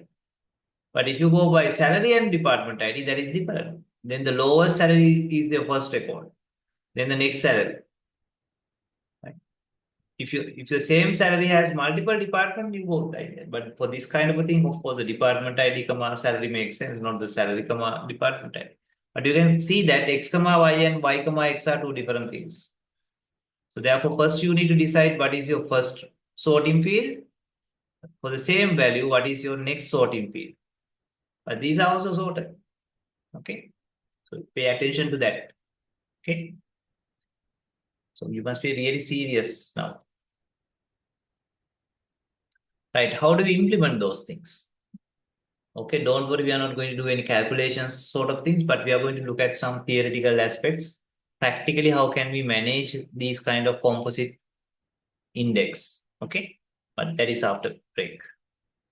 Right. So now is it 9?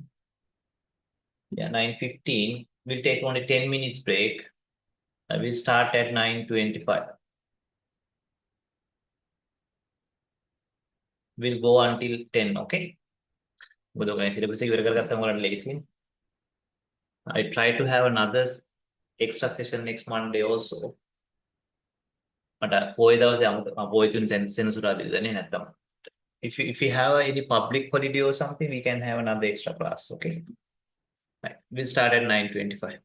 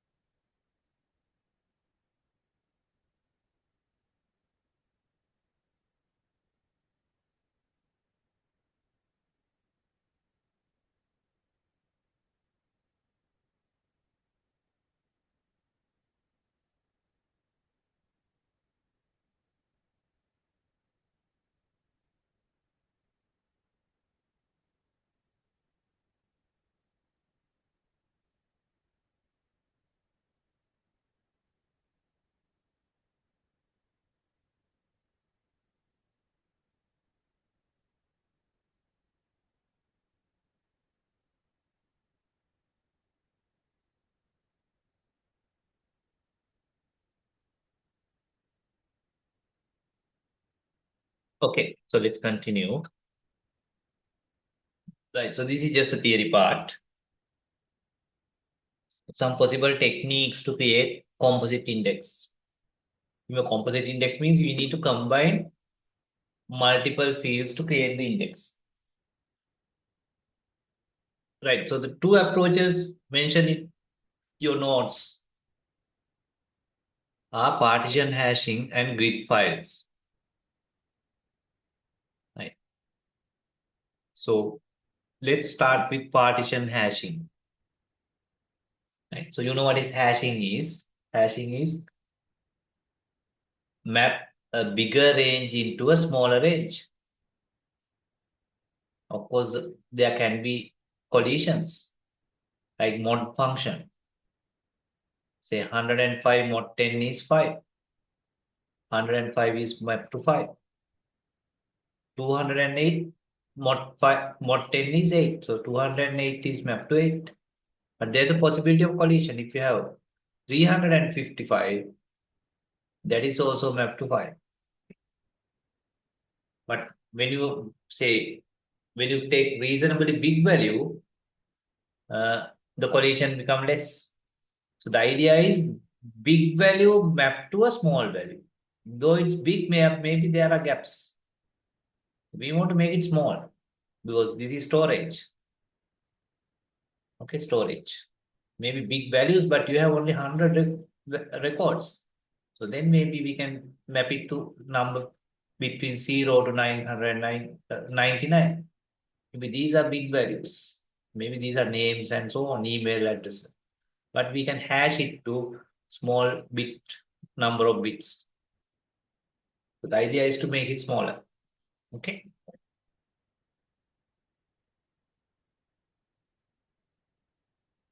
So for search key consisting n attributes, n separate hash addresses are generated. For each attribute in your composite key, we can generate hash values. So then we can concatenate and build our final hash. And we can use that hash as your index entry. That is the idea. Okay. Say these are department ID, GPA, composite primary key, GPA and department ID. Assume that we have only 4 departments. Then we may maybe department 1, department 2, department 3, department 4. Maybe these are possible GPA values. Different GPA values. So then, if the GPA value is the same, right? So that means if the second part of your index hash is the same, we know that that is the same GPA. Because this bit pattern carries both department ID and GPA value. We can separate it and identify what is the department value, what is GPA value. Okay. So that is called partition hashing.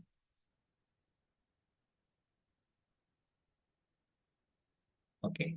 So then you don't need separate structure for individual attributes because both attributes are in your hash value. Right. So this left side is department ID, right side is GPA. Or whatever the fields you are interested in. So the same that hash value carry both details, left side and right side, right portion. Okay. But the disadvantage is this is not very good for range searches. Okay. So therefore, use this approach that is partition hashing for equality comparisons or equality search, not for range search. Like, but if you are interested in like department, say GPA greater than 2.7, so this is not the ideal way. But if you are looking for a particular department ID and particular GPA, yes, partition hashing is good enough. Okay.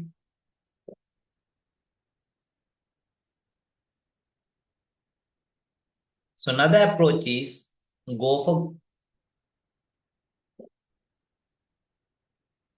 grid files.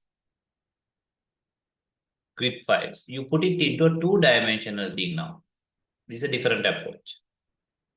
Earlier, partition hashing. Now, grid file or grid array.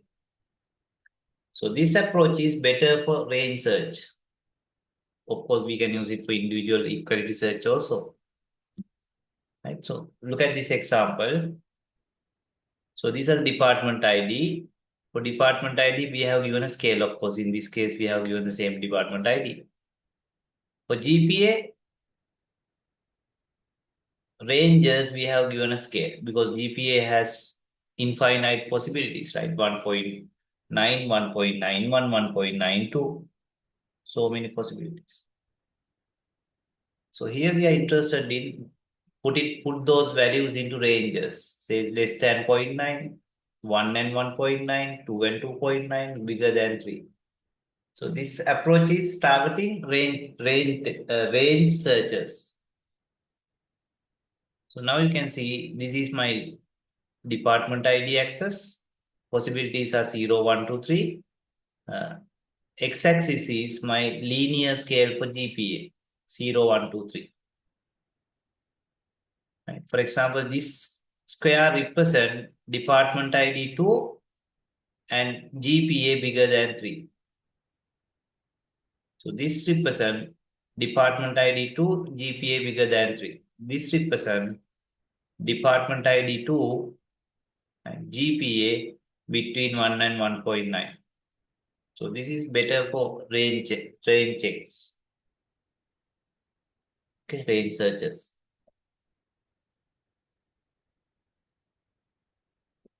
It's a two-dimensional grid. That is why we say grid file. Okay. And sometimes your search might result in this kind of a region, multiple squares. So what is this? So this is basically department ID is either 0 or 1.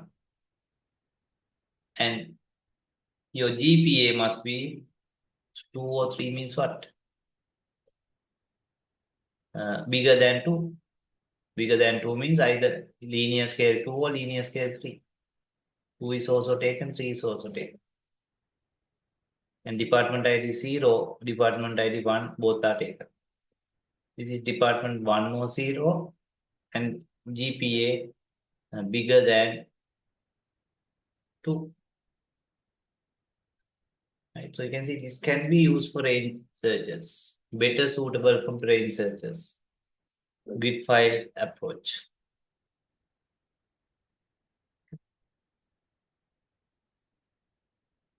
So therefore, depending on your requirement, equality search, go for hashing, partition hashing. Range searches, better go for grid files. Okay, two-dimensional thing.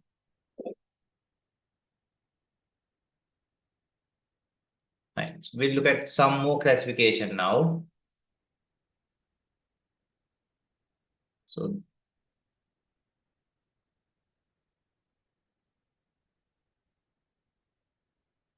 right, hash index. So hash index is this is general concept now, okay? Not for composite index. We can use it for simple index.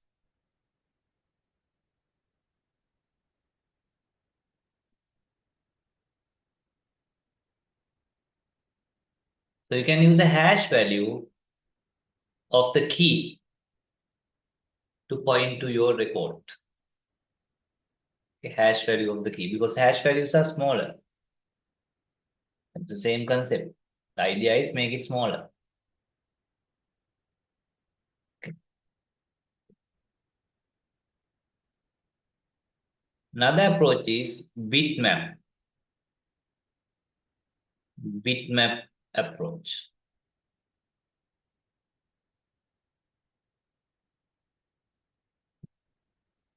So this is used when we have relatively small number of values, possible values like gender. Possible values are male and female. Okay. Maybe your grades for your subject wise grades. Maybe A plus A, B plus B, C, and so on. Just maybe maximum 4 5 values. So this approach is not going to work for something like your salary and so on. Because so many possibilities are there. Like names, no. Gender, like GPA. So not GPA, maybe your grades. So that kind of a scenario, we can go for bitmap index. Right? So the idea is if someone is searching for gender or your grades, like who has got A's, who has got B pluses. So we keep these values in a separate index file. But that index file must be super simple, short. Right? For example, say this is on two possibilities are there, male and female. Let's represent male as 1, female as 0. And say you have 10,000 records. Of course, your data file is going to be huge. But you can just keep this in a separate file. So it's just 10100111. Each record is 1 bit now. If you have 10,000 records, you have 10,000 bits because here M means 1, female means 0. Right? So then you know that this is the 0th first record, second record, third record, fourth record. Say you are looking for male students. So then find out where do we have 1, then what are the corresponding IDs, and then retrieve those values. Right? So that is called bitmap index. So this is your index file. But this can be used when you have only small number of possibilities. If there are 4 possibilities, maybe 0 0. For one possibility, 0 1, 1 0 1 1. Okay. So the idea is make your index file very small. Okay. Right. Bitmap index. This is not composite index. This is now we are back to the normal possible possibilities for creating index files to make it small, simple, okay, efficiently accessible.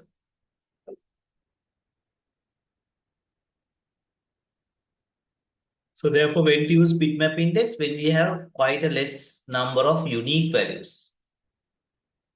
Okay. And again, we can use it for multiple keys because we can combine these index values with your other fields. Okay. Again, we can use it for value and range changes. For example, gradings, maybe 0 0 0 1 1 0 1 1. Even we can use it for range change checks. Right. So the next one is function-based indexing.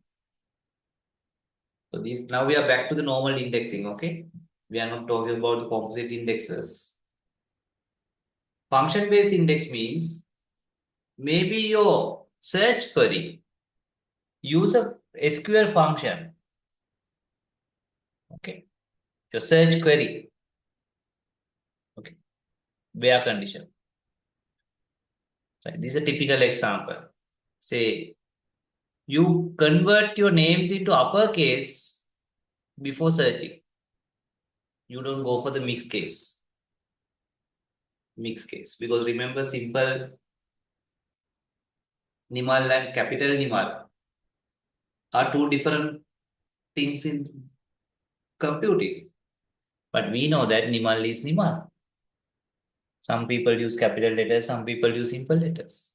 So therefore, when we are doing a searching or something, sometimes we convert everything into capital and then search because then all the Nimals are caught. So that means your search has a upper function. So then when we create index, we can use the upper function here itself. Because otherwise, Nimal with simple and Nimal with capitals are in two different places. But if you use the function in your index creation, then your index is already sorted. Already sorted. Because your query requires this. So then when you create the index also, you use that function. because the query requires that function. So we are already ready for that because our index also has used the same function. So that is called function-based indexing. Okay, function-based indexing.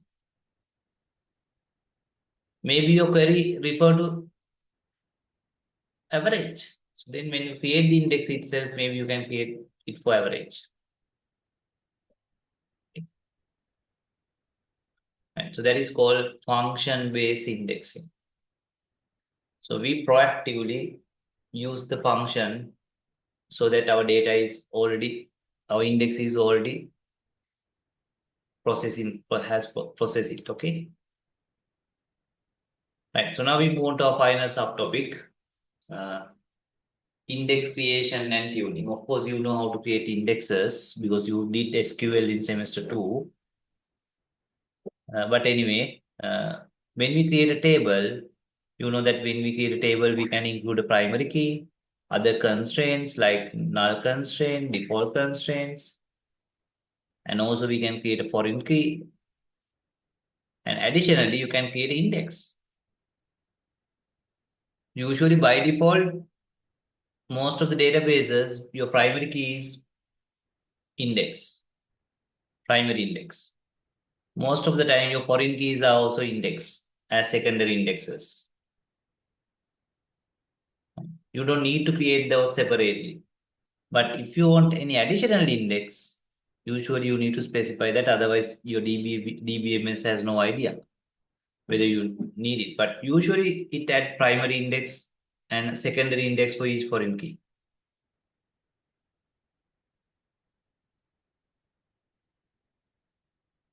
Okay.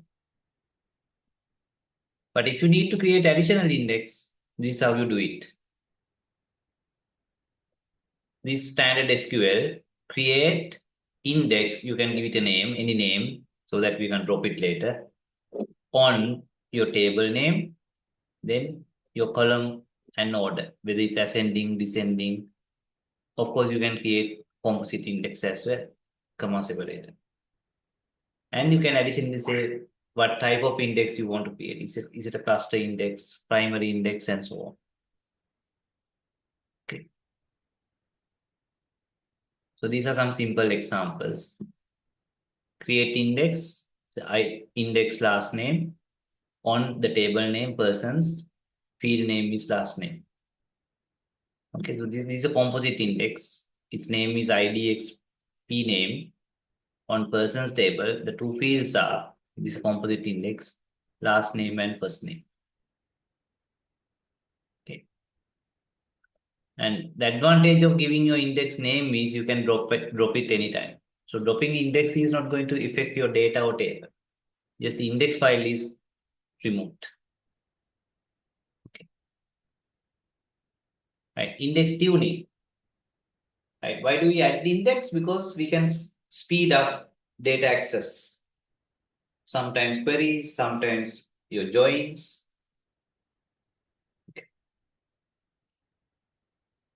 But sometimes, yes, when you create an index, it may improve your performance. Sometimes you want to further improve it.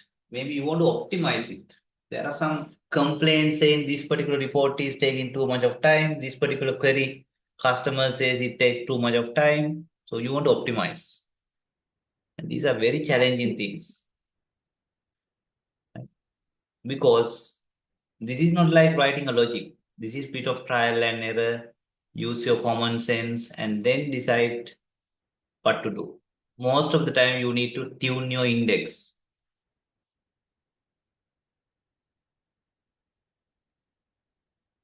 That means maybe you introduce the index. Maybe you change the index type. You go for a composite index. You change your single level index into multi-level index. So those are the things you can do. Maybe that will improve the performance. Use bit of theory. And also you need to use bit of common sense, trial and error, and also. Okay. So the idea is optimize queries by using the optimum type of index, or sometimes you need to introduce the index if index is or not there. Remember, you can't just add so many indexes, because when you add the index, update and other operations become slower and you need more storage. So therefore, you need to create the index when it is required, when it makes sense.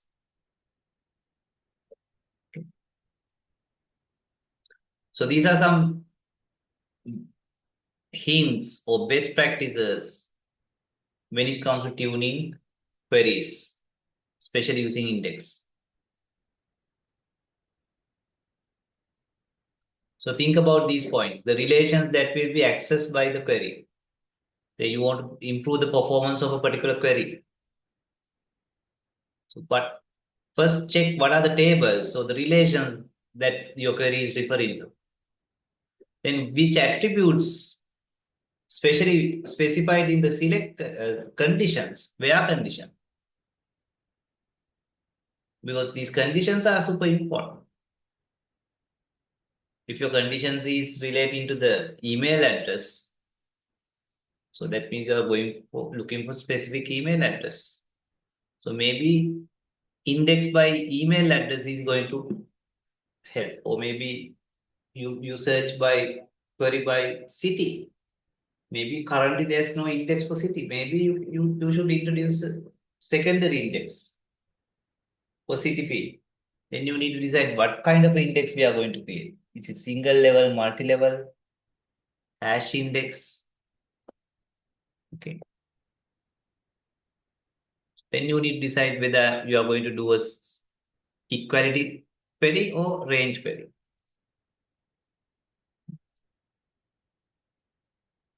Then sometimes you need to go for composite index. Maybe your query refer to two fields. So those are the decisions you need to take. Okay. And also when you add more and more indexes, your update insert will become slower. So then you need to check how frequently you insert and update. Sometimes because your inserts and updates might get slowed down. Okay. And how many records are there in your table? If you have only small number of records, usually you don't need to optimize, add additional lot of indexes. But when you have thousands of records, like 100,000, 200,000, so that is where you need to think more about indexes, and sometimes even multi-level indexes and so on. Okay. And always use a primary index or clustering index. Otherwise, you are wasting. Don't just use secondary index only. So always go for the primary index or secondary index. Then additionally, you can come up with some secondary index.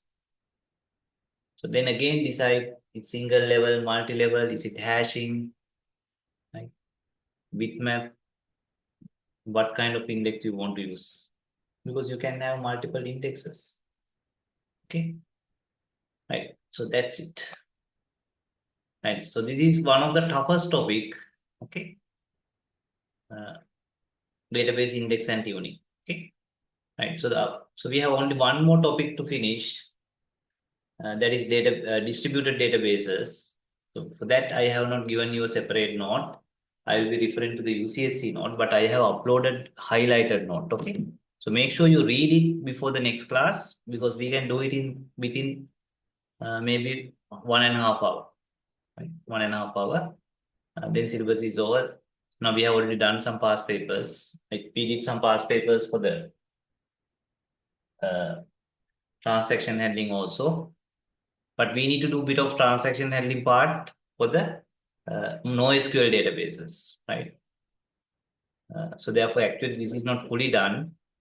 Let me make it a different color, otherwise I will forget it. Transaction handling, we need to do a small part for the, because we did it only for the relational databases, okay? So then only your syllabus is over. Okay, so now we want to do, because this is almost done. This is just about a 1 hour topic session. So therefore, make sure you have done your 2023 papers, because we will start from 2023 and going down. Okay. Uh, right. We stop at this point. Right. Thank you.